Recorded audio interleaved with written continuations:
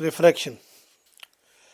जब कभी भी लाइट वेव एक मीडियम से अदर मीडियम में जाती है, दूसरे मीडियम में जाती है, तब उसकी कुछ प्रॉपर्टीज़ में चेंज आता है। उसकी वेलोसिटी बदल जाती है, उसकी वेवलेंथ बदल जाती है, अपने पाथ से वो डेविएट हो जाती है। इस फिनोमिना को हम रिफ्रैक्शन कहते हैं। तो जब भी लाइट वेव अपना मीडियम चेंज करेगी, कोई भी मीडियम हो सकता है, एयर से वाटर में आ जाए, वाटर से एयर में चली जाए, वैक्यूम से ग्लास में आ जाए, वगैरह वगैरह, तो वेलोसिटी और वेवलेंथ चेंज होती है। हाँ, लेकिन फ्रीक्वेंसी लाइट की चेंज नहीं होती, फ्रीक्वेंसी वही रहती है। और हाँ, वेवलेंथ चेंज होने की वजह से लाइट का कलर भी चेंज हो जाता है। अगर आप किसी और मीडियम में लाइट जा रही है ना, तो उसका कलर आपको उस मीडियम से आप जाके देखें तो कुछ और दिखेगा, तो कलर भी चेंज हो जाता है। इस फिनोमिना को रिफ्रैक्शन कहा जाता है, हिंदी में अपवर्तन कहते हैं। अब यहाँ पे कुछ चीज़ें और आती हैं। Rarer medium, denser medium. Rarer मतलब विरल हिंदी में, और डेंसर मतलब सघन। एक्चुअल में रेयरर और डेंसर की जो डेफिनेशन है वो लाइट की या वेव की वेलोसिटी के आधार पर है, अकॉर्डिंग है। ऐसे मीडियम जिसमें वेलोसिटी ज़्यादा होती है उसको कहते हैं रेयरर, और जिसमें वेलोसिटी कम होती है उसको कहते हैं डेंसर मीडियम। तो फॉर द इलेक्ट्रोमैग्नेटिक वेव, जैसे लाइट वेव इलेक्ट्रोमैग्नेटिक वेव है, तो इलेक्ट्रोमैग्नेटिक वेव के लिए जैसे मैं कॉम्बिनेशन ऑफ मीडियम बात करूं, एयर और वाटर, तो एयर होगा, एयर में वेलोसिटी ज़्यादा होगी, रेयरर। वाटर होगा डेंसर। जैसे मैं वाटर और ग्लास की बात करूं, तो वाटर में वेलोसिटी ज़्यादा होती है, लाइट की वेलोसिटी सबसे कम होती है सॉलिड में, उससे ज़्यादा होती है लिक्विड में, सबसे ज़्यादा होती है गैसेस मीडियम में। तो अगर मैं वाटर और ग्लास की बात करूं, तो वाटर होगा हमारा रेयरर और ग्लास होगा हमारा डेंसर। हाँ, यही रेयरर और डेंसर बदल जाएंगे साउंड वेव के लिए, क्योंकि साउंड की सबसे ज़्यादा वेलोसिटी होती है सॉलिड में, उससे कम लिक्विड और सबसे कम होती गैसेस में। तो रेयरर डेंसर साउंड के लिए अलग होते हैं और ऑप्टिक्स में अलग अलग होते हैं। हाँ, रेयरर डेंसर डिफाइन, अगर आप बेसिक डेफिनेशन याद रखिए कि वेलोसिटी के अकॉर्डिंग डिफाइन होते हैं, तो कभी कंफ्यूजन नहीं होगा। जिस मीडियम में वेलोसिटी ज़्यादा वो रेयरर, विरल, और जिसमें वेलोसिटी कम वो डेंसर, वो सघन। फिर एक लॉ आता है Snell's law, sine i upon sine r is equal to mu. Mu आप कंसेप्ट रखिए, जिस मीडियम से निकल के जिसमें जा रही हो रही है, निकल जा, निकल एक तरफ लिखिए, जा एक तरफ लिखिए। तो इसे एयर से निकल के मान लीजिए ग्लास में जा रही है तो ए म्यू जी लिया जाएगा। वाटर से निकल के मान लीजिए ग्लास में जा रही है तो डब्ल्यू म्यू जी लिया जाएगा। एयर से ग्लास में आ रही है तो एयर से निकल के ग्लास में, तो ए म्यू जी लिया जाएगा। इस कॉन्सेप्ट को ध्यान रखिए, तो आप कभी भी रिफ्रैक्टिव इंडेक्स रखने में गलती नहीं करेंगे। तो sine i upon sine r is equal to mu होता है। I angle of incidence, r angle of refraction. This is Snell's law. अब रिफ्रैक्टिव इंडेक्स की क्या डेफिनेशन होती है? C by v, velocity of light in vacuum और in the air upon velocity of light in the medium. ये किसी medium का refractive index होता है, अपवर्तनांक कहते हैं हिंदी में। Mu is equal to c by v. तो म्यू इन्वर्सली प्रोपोर्शनल वी होता है या इन्वर्सली प्रोपोर्शनल लैम्डा, क्योंकि v is equal to n lambda होता है, फ्रीक्वेंसी कांस्टेंट रहती है, तो इन्वर्सली प्रोपोर्शनल वी और इन्वर्सली प्रोपोर्शनल लैम्डा के भी होता है mu, refractive index of medium. कुछ चीज़ें याद रखिएगा, 1 म्यू 2 इज इक्वल टू होता है म्यू 2 अपॉन म्यू 1। 2 वाला पास है तो म्यू 2 अपॉन 1, 1 म्यू 2 है तो 1 नीचे जाएगा, तो म्यू 2 अपॉन म्यू 1 लिखेंगे। जैसे कि लिखा हो 2 म्यू 1 तो म्यू 1 अपॉन म्यू 2 लिखेंगे। डब्ल्यू म्यू जी तो mu G upon mu W लिखेंगे। 1 mu 2 is equal to 1 upon 2 mu 1। 1 mu 2 is equal to 1 upon 2 mu 1 होता है, इन्वर्स रिलेशन होता है, ध्यान रखिएगा। तो sine i upon sine r is equal to mu. 1 mu 2 अगर आप लिख रहे हैं तो म्यू 2 बाई म्यू 1, या फिर v1 बाई v2 या लैम्डा 1 बाई लैम्डा 2, क्योंकि म्यू इन्वर्सली प्रोपोर्शनल v और फिर इन्वर्सली प्रोपोर्शनल लैम्डा भी होता है। अगर किसी ग्लास स्लैब से कोई लाइट वेव क्रॉस होती है तो दो तरीके की शिफ्टिंग होती है। एक होती है lateral shifting. Lateral shifting simple formula याद रखिए, उस पर क्वेश्चन आएगा, टी अपॉन कॉस आर ऊपर साइन आई माइनस आर, या t into sine i minus r upon cos r, where t is the thickness of glass slab. T जो है glass slab की थिकनेस होती है। फिर से सुन लीजिए, t is equal, lateral shifting is equal to t into sine i minus r upon cos r. I angle of incidence है, आर एंगल ऑफ रिफ्रैक्शन है। दूसरी शिफ्टिंग होती है एक्सियल शिफ्टिंग। आप इसको फील भी कर सकते हो, स्विमिंग पूल वगैरह में जाओ तो आपको नीचे जो सरफेस होती है ऊपर उठी हुई दिखाई पड़ती है, थोड़ी सी ऐसा लगता है ऊपर है सरफेस। या किसी ग्लास बीकर में आप कोई सिक्का डाल दीजिए, कोई कॉइन डाल दीजिए, आपको कॉइन जो है थोड़ा ऊपर उठ के दिखाई पड़ेगा। That is due to refraction, axial shifting कहते हैं।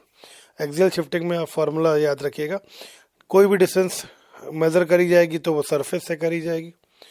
AO is equal to AO मतलब ओरिजिनल डेप्थ ऑफ ऑब्जेक्ट।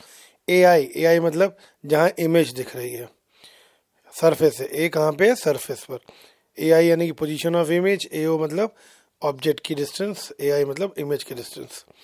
तो AI को कई बार एपरेंट डेप्थ कहते हैं, यानी जहाँ वो इमेज दिखती है। AO को कई बार रियल डेप्थ कहते हैं, जहाँ पे ओरिजिनल ऑब्जेक्ट होता है। तो apparent depth is equal to real depth upon refractive index of medium in which object is placed.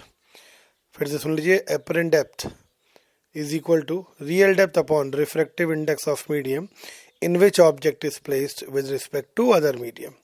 ये फार्मूला याद रखिएगा, कभी क्वेश्चन गलत नहीं होंगे। तो AI इज इक्वल टू कई बार T upon mu of the medium in which object is place with respect to other medium. Other मतलब जहाँ से हम ऑब्जर्व कर रहे हैं वो। यही एक टर्म आता है शिफ्टिंग। शिफ्टिंग कितना शिफ्ट हो गई है, कितनी ऑब्जेक्ट कितना ऊपर उठ के दिखाई पड़ने लगा। तो शिफ्टिंग जो होता है that is T 1-1/μ of medium. T thickness कहाँ पे AO है, ओरिजिनल या स्लैब की थिकनेस, जो भी कहाँ पे ऑब्जेक्ट रखा हुआ है, या स्लैब है, स्लैब के ठीक बॉटम पे रखा हुआ ऑब्जेक्ट, तो T into 1-1/μ of the medium. अगर एक स्लैब की जगह बहुत ढेर सारी स्लैब्स लगी हो, μ1 μ2 μ3 μ4 की, तो एपरेंट डेप्थ AI होता है T1/μ1 plus T2/μ2 plus T3/μ3। और यहाँ पे μ1 μ2 μ3 सब एयर के रिस्पेक्ट में है। μ1 मतलब पहले मीडियम का रिफ्रैक्टिव इंडेक्स, μ2 मतलब दूसरे का, μ3 मतलब तीसरे का, विद रिस्पेक्ट टू एयर। ध्यान रखिएगा, एक दूसरे के रिस्पेक्ट में नहीं है ये। μ1 μ2 μ3 सब एयर के रिस्पेक्ट में।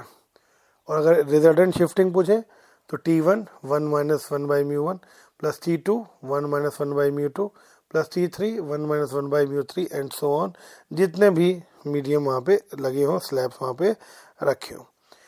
अच्छा, कई बार एक क्वेश्चन आता है, एक ग्लास स्लैब दी होती है, कहते हैं उसके एक साइड से देखते हैं तो ऑब्जेक्ट अपीयर होता है किसी V1 डिस्टेंस पर, दूसरे फेस से देखते हैं तो ऑब्जेक्ट अपीयर होता है, अपीयर मतलब दिखता है कहाँ पर, इमेज अपीयर होता है किसी V2 डिस्टेंस पर। आपसे कहते हैं म्यू की वैल्यू बताइए, तो mu is equal to simple T upon V1 plus V2। Mu of the slab is equal to T मतलब टोटल थिकनेस अपॉन V1 पहले फेस से जहाँ पर ऑब्जेक्ट की इमेज है, कहाँ वो अपीयर हो रहा है, प्लस V2 मतलब दूसरे वाले फेस से ऑब्जेक्ट कहाँ अपीयर हो रहा है या उसकी इमेज कहाँ पर दिख रही है। तो शॉर्ट ट्रिक है, mu is equal to T upon V1 plus V2। बाकी आप उसको apparent depth is equal to real depth upon refractive index of medium in which object is place से भी लगा सकते हैं। एक सिंपल कंडीशन आती है, कई बार मिरर के सामने ग्लास स्लैब रखी होती है और आपसे पूछते हैं इमेज कहाँ बनेगी। मिरर के सामने ग्लास स्लैब है, उसके आगे फिर ऑब्जेक्ट है। अब याद रखिएगा एक बेसिक कंसेप्ट ऑप्टिक्स का, आगे वाला जो दिखाता है पीछे वाला वो देखता है। स्लैब जो दिखाएगा मिरर वो देखेगा। स्लैब जहाँ पे भी इमेज बनाएगा ऑब्जेक्ट की, जहाँ पर भी इमेज बनाएगा ऑब्जेक्ट की, वो इमेज मिरर के लिए ऑब्जेक्ट की तरह काम करेगी, क्योंकि स्लैब जो दिखाएगा मिरर वही देखेगा। तो और रिफ्रैक्शन भी इसमें दो बार होता है, एक बार रे जब आती है और मिरर रिफ्रैक्शन होगा स्लैब से, फिर आके मिरर से टकराएगी और फिर वापस जाएगी तो फिर से स्लैब मिलेगी। तो रिफ्रैक्शन दो बार होता है, एक बार आते समय और एक बार जाते समय। इसकी एक सिंपल ट्रिक है, कि अगर आपको पोजीशन ऑफ इमेज निकालनी है फ्रॉम द मिरर, तो v is equal to u, object की distance from the mirror, minus 2 times of shifting, v minus 2 times u minus 2 times of shifting. u क्या है? ऑब्जेक्ट की distance from the mirror minus 2 times of shifting. Shifting मतलब slab कितना shift करा रही है, t into 1 minus 1 by mu. अच्छा, object और मिरर के बीच में जो स्लैब रखी होती है वो कहीं पे भी रखी हो सकती है। हो सकता है मिरर से सट के रखी हो सकता है कहीं बीच में रखी हो, तो उसकी पोजीशन से कोई लेना देना नहीं होता। अच्छा, इसके बाद मान लीजिए स्फेरिकल मिरर के सामने रखा हो स्लैब, तो उसमें थोड़ा सा ट्रिक नहीं लगती, आपको सॉल्व करना पड़ता है। स्लैब शिफ्टिंग कराती है।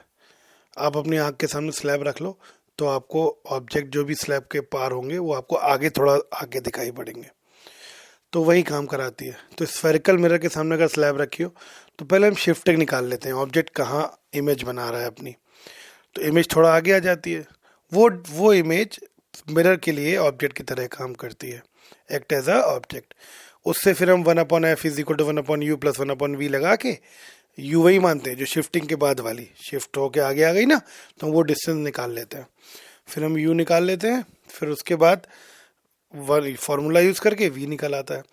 v निकलने के बाद फिर से v की जो न्यूमेरिकल वैल्यू होती है, साइन नहीं, v की जो न्यूमेरिकल वैल्यू होती है उसमें हम फिर शिफ्टिंग ऐड करते हैं, क्योंकि 2 बार शिफ्टिंग होगी ना, एक बार आते समय और एक बार रिफ्लेक्शन के बाद रे जब वापस जाएगी तब भी शिफ्टिंग होगी।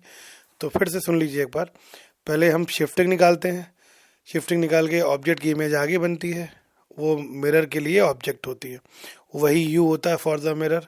वो डिस्टेंस कैलकुलेट करते हैं, उससे हम सॉल्व करके v निकालते हैं। v निकालने के बाद उसकी न्यूमेरिकल वैल्यू में शिफ्टिंग को फिर से हम ऐड करते हैं, जोड़ देते हैं शिफ्टिंग को, तो वो आ जाता है फाइनल v। उसके बाद एक इम्पॉर्टेंट पॉइंट और है, ध्यान रखिएगा, जैसे कई मीडियम, बहुत ढेर सारे 4-5 मीडियम हो, लेकिन जो इंसिडेंस मीडियम हो और जो फाइनल रिफ्रैक्टेड मीडियम हो, अगर वो दोनों सेम हो, 4-5 मीडियम मतलब जैसे एयर हो, फिर एक ग्लास हो, फिर वाटर भरा हो, फिर कोई ऑयल भरा हो और फिर से ग्लास हो, यानी कि शुरुआत वाला ग्लास हो, आखिरी वाला ग्लास हो, बीच में कितने भी मीडियम हो, तो इंसिडेंट और जो फाइनल रे बाहर निकल रही है दोनों आपस में पैरेलल होती है, दोनों आपस में पैरेलल होती है। अगर इंसिडेंट वाली शुरुआत वाला मीडियम और लास्ट वाला मीडियम सेम है, सिमिलर नेचर है, तो दोनों रे आपस में पैरेलल होती है। TIR, total internal reflection, total internal reflection, पूर्ण आंतरिक परावर्तन। देखिए भाई, ये तभी होता है जब दूर दूर मतलब डेंसर से रेरर में रे जाए, दूर ध्यान रखिएगा, डेंसर टू रेरर रे जाती है किसी मीडियम में जब कहते हैं एंगल ऑफ इंसिडेंस की वैल्यू, एंगल ऑफ इंसिडेंस की वैल्यू इतनी हो जाए कि ग्रेजिंग इमर्जेंस हो। ग्रेजिंग इमर्जेंस मतलब रे जो बाहर निकलती है वो मीडियम की सरफेस पर ग्रेज, घिसटती हुई निकले। ग्रेज करना मतलब घिसटती हुई निकले, यानी कि R की वैल्यू हो 90, एंगल ऑफ रिफ्रैक्शन की वैल्यू हो 90। तो ऐसे में जो एंगल ऑफ इंसिडेंस होता है उसको कहते हैं क्रिटिकल एंगल। जब ग्रेस करती हुई निकलती है, R की वैल्यू हो 90, तो एंगल ऑफ इंसिडेंस होता है, that is known as critical angle.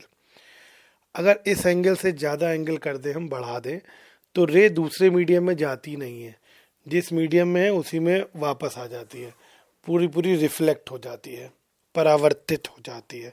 इसी को हम कहते हैं TIR, टोटल इंटरनल रिफ्लेक्शन, या हिंदी में पूर्ण आंतरिक परावर्तन। तो क्रिटिकल एंगल वो एंगल होता है जिस पर ग्रेजिंग इमर्जेंस होता है, और अगर इंसिडेंस वैल्यू की एंगल की वैल्यू थीटा सी से क्रिटिकल एंगल से ज़्यादा हो जाए तो TIR हो जाता है।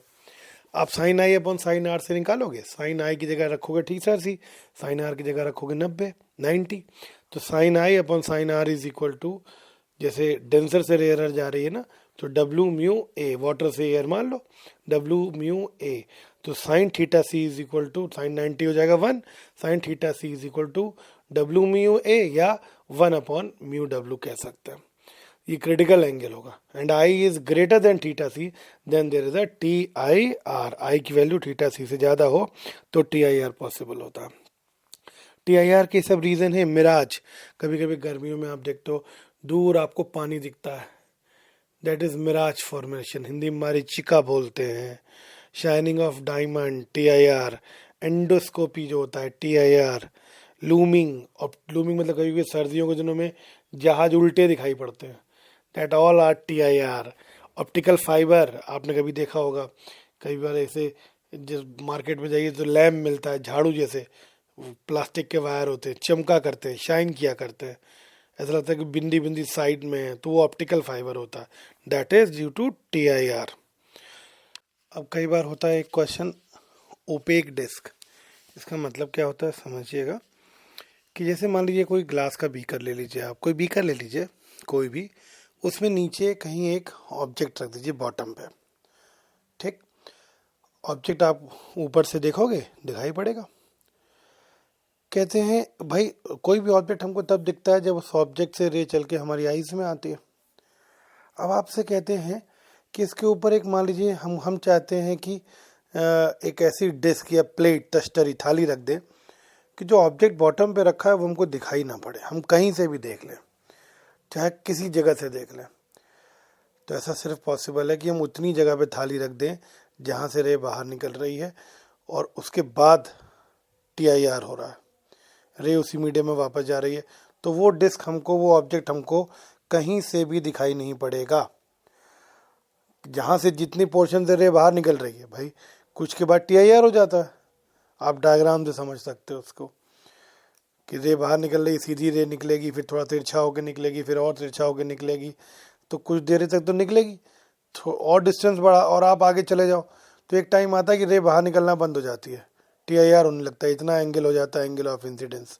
उतने जगह को अगर हम ढक दें जहाँ से रे बाहर निकल रही है तो फिर हमको रे कभी दिखाई नहीं पड़ेगी। तो कहते हैं उस डिस्क की रेडियस क्या होगी। अगर पानी की हाइट h है, मान लीजिए लिक्विड कॉलम जो भरा हुआ h हाइट तक भरा है, तो R इज इक्वल टू होता है h upon under root mu square minus 1, radius होती है h upon under root mu square minus 1, mu of the medium.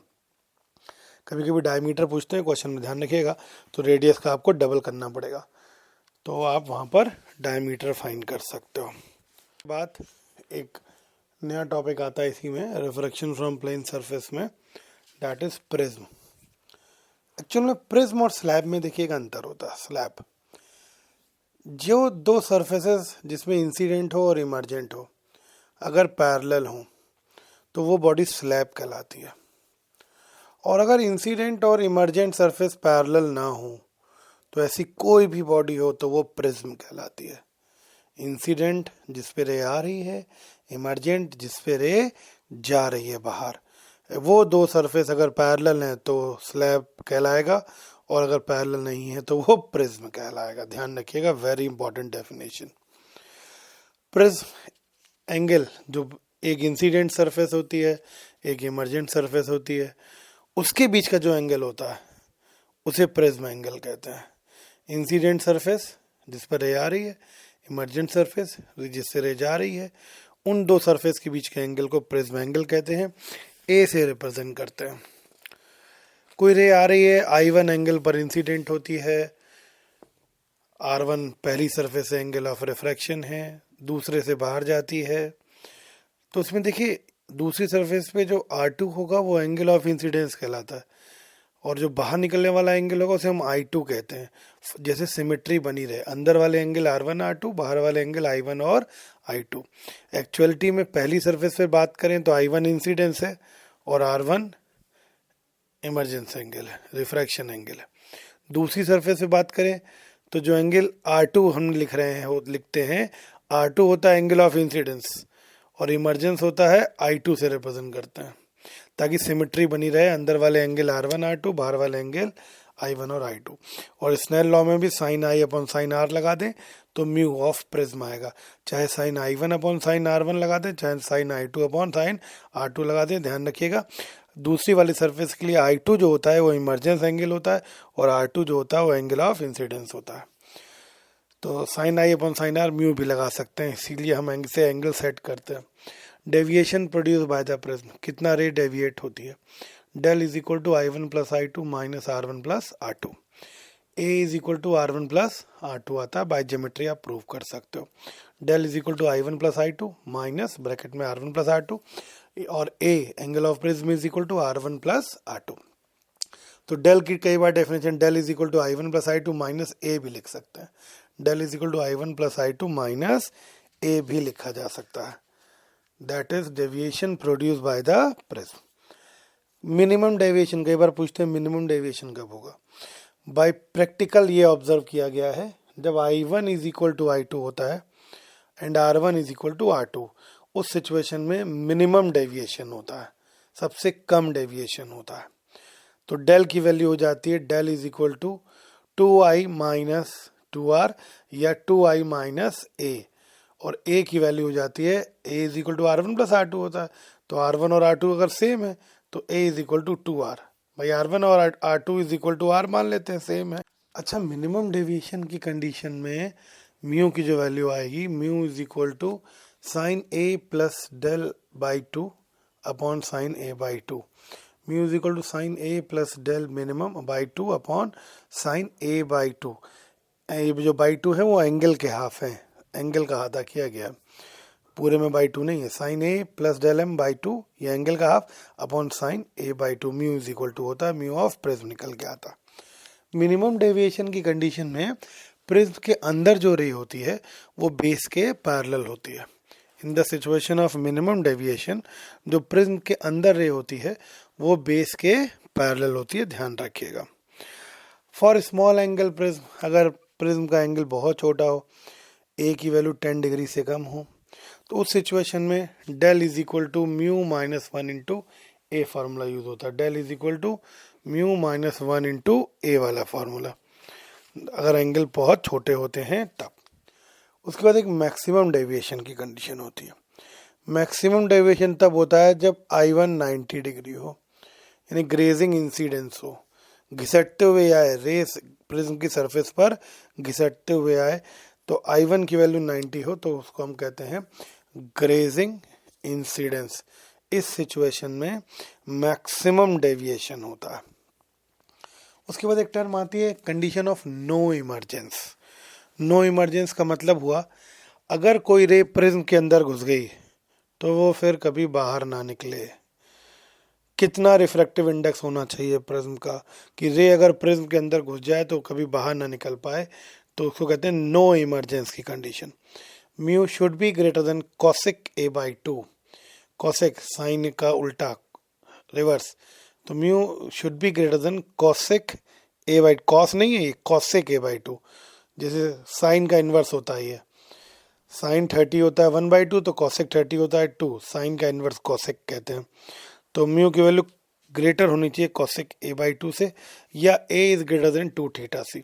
Angle of prism अगर क्रिटिकल एंगल के डबल से ज़्यादा है तो रे अगर अंदर घुसेगी तो कभी बाहर नहीं निकलेगी। तो हम कहेंगे this is condition of no emergence, कोई रे बाहर नहीं निकल सकती। अच्छा, प्रिज्म की एक क्वालिटी होती है, अगर हम प्रिज्म से वाइट कलर की लाइट पास कराते हैं तो वो 7 कलर में डिवाइड हो जाती है। विबग्योर 7 कलर में सबसे ज़्यादा डेविएशन होता है वॉयलेट कलर का, और सबसे कम डेविएशन होता है रेड कलर का। That is VIBGYOR, VIBGYOR, VIBGYOR में। तो उसमें आप अलग अलग, क्योंकि डेविएशन देखोगे तो म्यू सबके अलग अलग होते हैं, हर कलर का अलग म्यू होता है। म्यू जो वॉयलेट कलर का होता है वो सबसे ज़्यादा होता है, रेड कलर का म्यू सबसे कम होता है। तभी वॉयलेट में डेविएशन भी सबसे ज़्यादा होता है और रेड में डेविएशन सबसे कम होता है। तो अगर बात करें डेविएशन इन वॉयलेट कलर तो फार्मूला वही सब स्मॉल एंगल प्रिज्म के लिए एप्लीकेबल है। A mu v minus one, deviation of red colour del r a mu r minus one. एक मीन कलर होता है, मीन कलर येलो कलर को मानते हैं, ग्रीन को नहीं। विबग्योर में ग्रीन बीच में है लेकिन फिर भी येलो कलर, क्योंकि येलो कलर हमारी आंखों पर सबसे ज़्यादा सेंसिटिव है, इसलिए हम येलो कलर को मीन कलर मानते हैं। तो del y is equal to a mu y minus one. तो कई बार पूछा था म्यू वाई की वैल्यू बताओ। म्यू वाई मीन कलर है ना, तो mu y is equal to होता है mu v plus mu r by two, mean value of red colour का refractive index plus violet colour का refractive index by 2, mu v plus mu r by 2, that is mu y, mean colour का refractive index. Yellow colour की wavelength होती है लगभग 5500 angstrom, 5500 angstrom, 5500 angstrom के आसपास। उसके बाद एक टर्म आता है एंगल ऑफ डिस्पर्जन।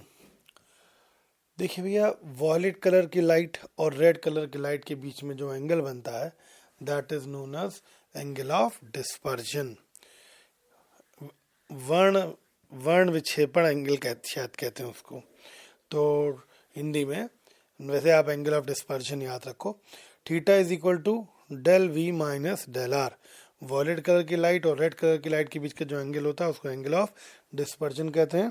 थीटा से रिप्रेजेंट करते हैं del v minus del r, angle of dispersion. तो आप डेल वी की वैल्यू पुट कर दो, mu v minus mu r into a, del y की वैल्यू पुट कर दो, सॉरी डेल आर की, del r mu r minus 1 into a. Solve करोगे तो theta is equal to del v minus del r, या फिर mu v minus mu r into a, mu v minus mu are bracket में into ए, ये theta की value होती है। एक टर्म आता है डिस्पर्सिव पावर। एक्चुअल में the ratio of dispersion angle theta is to the mean deviation del y, that is known as dispersive power. No unit no dimension, omega से represent करते हैं। Omega is equal to theta upon del y. Value रखेंगे theta की mu v minus mu r into a, और del y रखेंगे mu y minus 1 into a से a cancel, तो omega की वैल्यू आएगी mu v minus mu r upon mu y minus 1, that is known as dispersive power, वर्ण विक्षेपण क्षमता। No unit no dimension. उसके बाद एक टर्म आता है, कुछ चीज़ें आती है डिस्पर्जन विदाउट डेविएशन। मतलब डिस्पर्जन तो हो लेकिन डेविएशन ना हो। डिस्पर्जन हो मतलब कलर में तो लाइट बटे लेकिन डेविएट ना हो। तो डेविएट ना हो तो ऐसा सिर्फ पॉसिबल है जब कम से कम हम 2 प्रिज्म का यूज़ करें। एक प्रिज्म में तो ये बात संभव नहीं है। 2 प्रिज्म यूज़ करें तो ऐसा पॉसिबल है कि कलर में बटे लेकिन पैरेलल निकल जाए रे। डिस्पर्जन तो हो लेकिन डेविएशन ना हो। तो उसके लिए कंडीशन होती है कि 2 प्रिज्म उल्टे रखे जाएं, एक सीधा एक उसका अपोजिट। एक का प्रिज्म एंगल ऊपर है तो एक का प्रिज्म एंगल नीचे, और ए डैश की वैल्यू आती है mu minus 1 into a upon mu dash minus 1। Mu minus 1 into a upon mu dash minus 1, a dash की वैल्यू आती है ये ए डैश। और यहाँ पर अगर सिर्फ कहीं पर भी म्यू लिखा है ना और आपको ना दिया हो म्यू आर या म्यू वाई म्यू वी, तो आप समझ जाना वो मीन डेविएशन है, मीन रिफ्रैक्टिव इंडेक्स है। सिर्फ म्यू लिखा हो तो आप समझ जाना दैट इज म्यू वाई, वो म्यू वाई लिया जाएगा वहाँ पर मीन। और दूसरा आता है डेविएशन विदाउट डिस्पर्जन और डिस्पर्जन विदाउट डेविएशन। देखिए डिस्पर्जन विदाउट डेविएशन, डिस्पर्जन हो कलर में बटे लेकिन डेविएशन ना हो, और डेविएशन विदाउट डिस्पर्जन में डेविएशन तो हो लेकिन डिस्पर्जन ना हो। उसमें आप वैल्यू निकालोगे तो आप a dash is equal to आएगा mu v minus mu r into a upon mu v dash minus mu r dash, mu v minus mu r upon into a upon mu v dash minus mu r dash, that is a deviation without dispersion. इसमें actual में dispersion angle 0 कर दिया जाता है, dispersion नहीं हो रहा है। और अगर कहें डिस्पर्जन विदाउट डेविएशन तो डेविएशन डेल 0 कर दो, फार्मूला अपने आप निकल आएगा। आप सॉल्व कर सकते हो वैल्यूज रख के। फिर एक टर्म आती है Fermat principle. Fermat principle actual में ये कहता है light always follow the shortest path. अब वो कहीं से भी जाना, कहीं पर भी लाइट डाल के देख लो, लाइट जिस पाथ से उस पाथ पॉइंट पर पहुंचे वही पाथ सबसे शॉर्टेस्ट होगा, सबसे कम होगा, आप सबसे जल्दी पहुंचोगे। तो light always follow the shortest path, that is known as Fermat principle कहते हैं उसको, चाहे रिफ्रैक्शन हो चाहे रिफ्लेक्शन हो। हाँ, कोई कभी कभी क्वेश्चन आता है कि 3-4 कलर की रे दी होती है, कहते हैं कौन सी रे TIR होगा, कौन सा निकल जाएगी। अरे आप निकाल लो म्यू की वैल्यू क्रिटिकल एंगल वाले फॉर्मूले से, एक म्यू आ जाएगा। अब देख लो जिसका म्यू ज़्यादा होगा वो TIR कर जाएगा, जिसका म्यू कम होगा रिफ्रैक्टिव इंडेक्स वो बाहर निकल जाएगा। नेक्स्ट टॉपिक रिवीजन का आएगा refraction from curve surface, single curve surface and lenses. Okay, thank you. बच्चों अच्छे से रिवाइज करो, अच्छे से पढ़ाई करो, सेलेक्ट हो जाओ, डॉक्टर बनो, ऑल द बेस्ट।